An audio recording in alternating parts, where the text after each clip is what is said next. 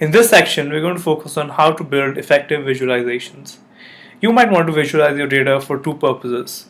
You can either do an exploratory data visualization to see what your data is and what the underlying trends are, or you can do a demonstrative data visualization to demonstrate and communicate what you've learned from the data.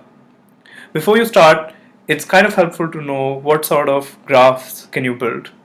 This depends on what sort of relationship you want to communicate.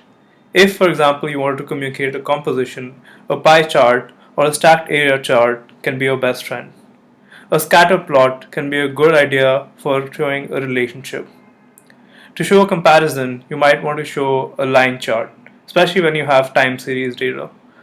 This chart from Extreme Presentation will give you a good idea on what sort of graphs to build for what sort of relationships. The pie graph is one of the most frequently used visualizations. It's a good idea when you have composition of 100% and you want to communicate the importance of that composition. It's not a good idea to use pie charts with time varying data, as it becomes messy and you end up creating multiple pie charts. A bar chart is also a good idea when you want to stress on the composition of some data. Here we see the sales figure for three companies, A, B, and C, that sell pen and pencils, broken down by the 4 quarters. As you can see, it's important to say which growth occurred in what quarter, and this graph communicates it well. A stacked area chart is a very useful tool when showing time series data, especially when you have lots and lots of categories. A histogram is an excellent tool for exploratory data analysis. It's a plot of the frequency of a particular value in the data versus that value. It gives a good idea what the distribution of the data is like. Often, an odd looking histogram indicates something is wrong in the data. It's used to see the overall distribution of the data, to make sure means are centered around 0, and to get intuition about what the data actually is. It's a good idea to make a hist for almost anything, from your raw data to errors from a model. A scatter plot is a quick way to see if there exists a relationship between two attributes of the same data. In this graph, we see a plot of the price of diamonds versus their size. You can also add additional information to a scatter plot by mapping the third dimension to a color.